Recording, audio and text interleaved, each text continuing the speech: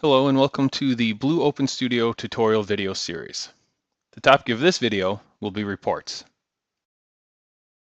In this video, we will be discussing how reports are generated and saved, and the properties of the report worksheet. And then we'll demonstrate creating a report worksheet, and generating and viewing a report, and locating the reports in Windows Explorer, and finally viewing reports outside of Blue Open Studio. In Blue Open Studio, reports are generated dynamically at runtime, and they will include the current values of any configured tags. And the way this is accomplished is by a report worksheet that we will configure. So we create a report template or worksheet labeled Report 1. And then we will need to set up several different features. The first would be a screen user interface, and then on the report worksheet, we would set up what the report name is going to be and what file extension we want to use. And we have 5 different file formats to choose from. We have text file, CSV, RTF, HTML, or XML. And then we have to configure the save button or trigger. And the way that a report is saved is by running a built-in function. So this can be done through a command animation, put on a button or any other screen object. It could be done through a background script or screen script, and it could also be done through the scheduler. And when we discuss scripting, we'll show all the different locations that built-in functions can use, and that will be in another video. And then when we actually want to generate the report, we have an option to send it either directly to a printer or save it to a file. And this file can be stored on the local hard drive of the PC running the application. It could be a network attached drive. It could even be removable media like a USB stick or SD card.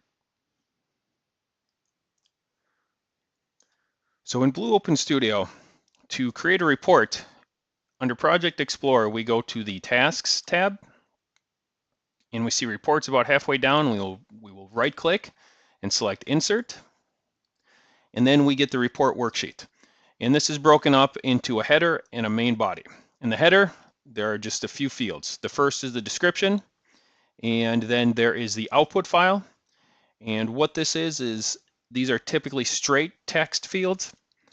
However, for the output file, we could put our report name in dynamically using a tag inside of curly brackets. And for this, we also have to add in the file extension that we want to use. So for example, for us, I'm going to put in for description, training report. And then for the output file, I'm actually going to enter in a new tag. I'm going to use curly brackets, and then I'm going to put in report name. And then at the end, outside of the curly brackets, I'm going to put in the file extension, .txt. So for the output file, I've just put the tag name inside of curly brackets and then the file extension. When we actually trigger the report save, that's when we will tell it the path where the report will be saved. And then to the right of these 2 fields, we have a button for Edit RTF File. And what this allows us to do is access the RTF file template for the report. And then you can edit the layout, what information is included, and so on. For every other file type, text file, CSV, XML, HTML, we'll use the body portion of the worksheet for that. And then to the right, we have 3 checkboxes under options. The first is Disk Append. What this allows us to do is decide whether we want to overwrite an existing report with the same file name or append to that file with the new information. By default, the box is unchecked, meaning that we will overwrite any file or report with the same name as what's configured in the output file field for this report worksheet. Then we have Unicode, and this will allow you to save the report in Unicode format, which is basically 2 bytes per character. Or with it unchecked, we save in ASCII format, which is 1 byte per character. This comes into play when you're talking about large reports or you have very small storage space for your report. Then we have lock value into the tag/expression length. And what this does is, with it enabled, it will automatically truncate the values of any tags or expressions in the report body to fit between the curly brackets as they are positioned inside of the worksheet body. This helps preserve the layout of a report. So for example, if we put in the system tag called date, which is 4 characters inside of the curly brackets, typically the date is going to be something like 8 characters or more. Then what it will do is, instead of placing all 8 in, it will truncate it to the first 4 and place it to within the curly bracket size. This is really to help preserve the actual layout of the report. Normally, when you configure a worksheet for reports, you don't want to do that. You want to get the full value. So by default, it's unchecked. So now we have our report name set up in the output file. We're going to leave everything else set to default. And when I click away, it's going to ask me to create the tag. I'll click yes, and I'm going to set this as a string and scope to local and click OK. And then in the body, there are several different ways you can configure this. If you're using text like we are, it's very straightforward. Just think of this as a notepad or text file that you're editing. With XML or HTML, you can place in your HTML, XML code for headers and other properties that you want to set up. And then for CSV, you are entering things in and separating them by commas. And then of course for RTF, you would use the Edit RTF button to configure that option. So for example, for us, we just want to make a simple report. So I am going to enter in a title called Production Report. And then I'm going to enter in the date and the time below it. Date. And then in curly brackets, I'm going to put in the date tag. And then time. And then once again in curly brackets, I'm going to put in the time tag. And then I'm going to enter in a few blank lines. And then I'm going to start the report body. Current values. Now I'm going to enter in the actual report information. So the first one I'm going to use is temperature. And then I'm going to put the temperature tag in curly brackets. And then I'm going to use one called flow rate.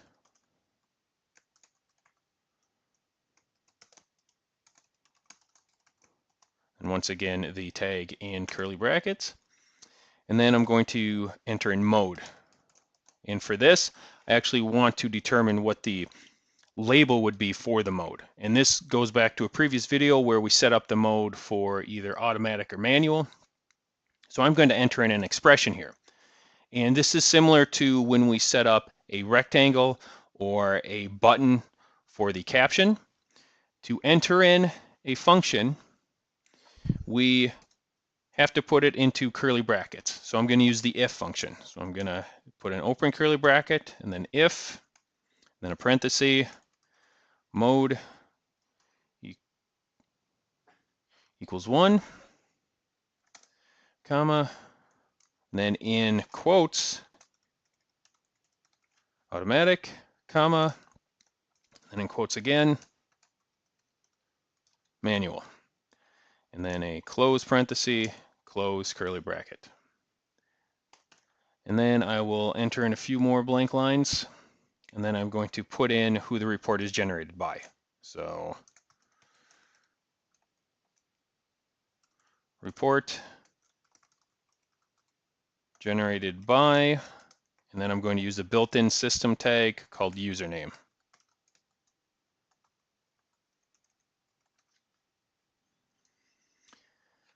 And then just to make it easier when we actually look at append, I am going to add in just 2 rows of dashes, just so we can easily identify between different reports. And that is it for the body. So I'm going to come up to save, and it'll ask me to save it as the file name. And this isn't a number like it is for any of the other worksheets. This is the actual name. And the file name you put in here is important because when you trigger a report save with the built-in function, this is the name of the report that you're going to give. So I'm going to call it report 1. And that's it. Just click OK. And it says that the document has validation errors. Please check the log window. Do you want to continue saving? I click yes. And that is because we see down here in the output window, it says that there is a compile error, invalid command, tag/expression flow rate, meaning that this tag does not currently exist. So we have to create it. So we'll quickly just go back to our global tab in the Project Explorer, open up our datasheet view of the project tags. At the very bottom, I'm just going to type in flow rate. And I am going to leave it as integer and set the scope to local. So keep that in mind when you're generating a report body, especially with text files. It will come up and it will say that there is a syntax or compile error, and that is because it doesn't automatically check to see if those are tags that exist. So now we have it configured, we have our tag set up, and we have the report saved. So now we can start to configure the screen to generate and save the report. So I'm going to close my report worksheet. And I'm going to go to the Graphics tab in Project Explorer. And I'm going to open my template screen. And I'm going to save this screen as a new screen. I'm going to call it Reports. And now what I'm going to do is I'm going to place 2 linked symbol sliders down on the screen for our data. So I'm going to go into my symbol library and I'm going to select slider 1, place 1 here, and then I'm going to copy it. I'm going to configure the first one for temperature. I'm going to leave the min and the max at default. And then for the second one, I'm going to configure it for flow rate. And I'm going to leave the min and the max at default. So now we have 2 pieces of data that we can modify for the report. Now we need to give it a report name because when we set up the output file, we put in a tag for the name. So I'm going to go to Graphics, and I'm going to use a text data link. So I'm going to click on Text under Active Objects. Just place it on the screen, and I'm going to start typing report name, and hit Enter. And then I'm going to open up the properties, and then click on the Text Data Link button. And for the tag or expression, I'm going to double click to bring up the object finder. And instead of scrolling, I'm going to come up to the selection field and type in report. And you see that we have report name show up. So I'm going to double click on that to select it. And then I'm going to enable input, but I'm going to leave the min and max value and disable fields empty. Then I'm going to go back to text, and I'm going to add pound signs to this because we want more than just 4 characters. So I'm going to make it a total of 20.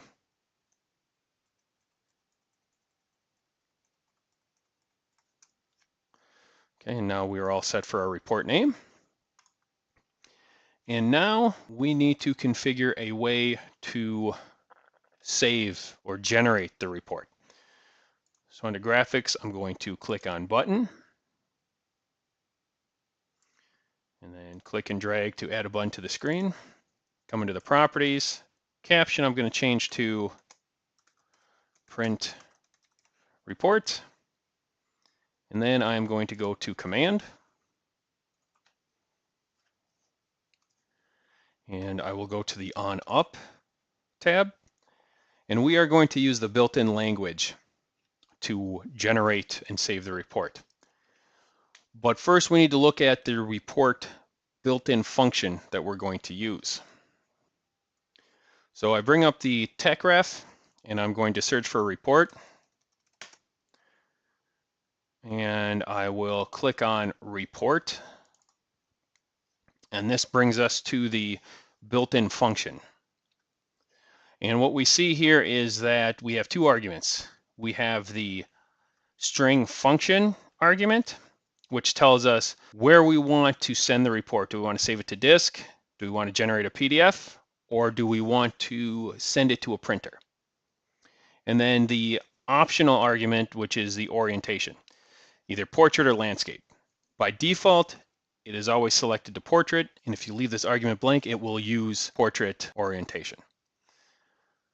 So what we need to do for ours is we need to put in report and then our function, which is where we want to locate it, and then the worksheet name. So for example, we see it here, operation : worksheet. So if I go back into my application, on the expression column, because I don't have to put anything into tag unless I want the result of the report generation, and in this case I don't, I'm going to type in report, open parenthesis, a quotation or double quote, and then disk : report1.rep.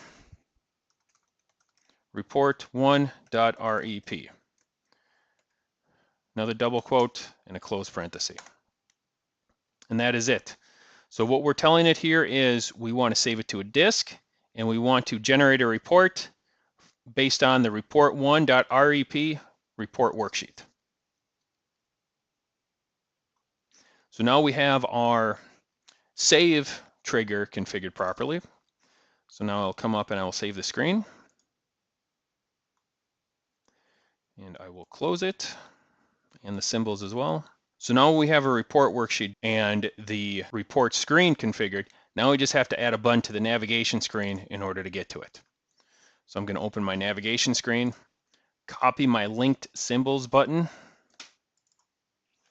then I'm simply going to change the open from symbols to reports, and then back on the button, change the caption to reports. I'm going to save this, close, and then I will start the runtime. And now I will go to my report screen, and I will first enter in a name, and I will give it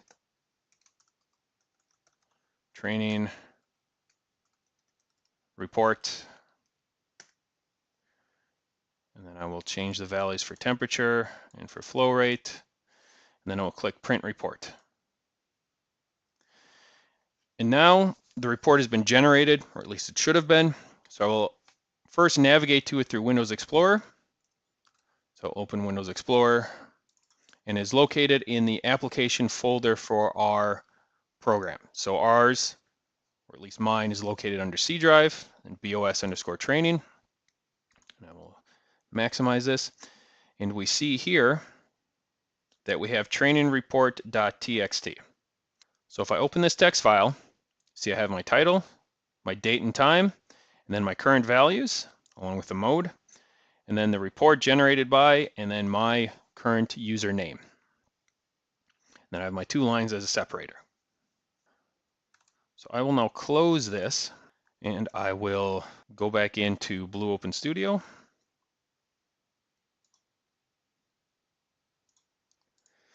And now, if I say change these, then I print another report. If I bring up Windows Explorer again, and I open the training report, you see now that the time has changed, and my values have, and it has overwritten the current or existing report. So what I will do is I will once again go back into Blue Open Studio, but this time the development. I will go to tasks, expand the reports folder, open my training report, and I will check the box for disk append. Then I will save. And then once I save, I'll also go to the output window. And in another video, we will go into great detail about what the output window can do. But for right now, I'm going to right click and go into settings. And on the log settings window, towards the bottom of the second column is recipe/report. I'm going to check that box and click OK. And then I am going to snap my development to the left-hand side of my screen. And then I'm going to snap the runtime to the right-hand side. And now I will click Print Report again. And you see here that we have an entry in the output window that says disk, colon, and then it gives us the path and the file name for the report, the status, and what the return result was for the report command. Status is okay, report command returns 0, means that everything went properly. So I'll bring up Windows Explorer again, and I will open the report. And now you see that we have two different entries. The values are the same, but you see that the time for the two are different. So I will close this, and I will go back into my Blue Open Studio development, and I will now open my reports screen. Because sometimes we can't open Windows Explorer to get to the report, and we may want to display it automatically via the Blue Open Studio application. So what I'm going to do, I will maximize again just so we can get a better look. So I'll go to the Graphics tab, and then I will bring up my symbol library, and I'll go under Buttons, and I will see a button called Button_Notepad. I will click on it to select it, come back into my report screen, and drop this down on the screen. And now you see I have a pre-canned button to open Notepad that I've placed on the screen. We'll open its properties, and you see that I have a couple of different fields. The ones that are important to us are file name and path. So for file name, I'm going to enter in the tag report name.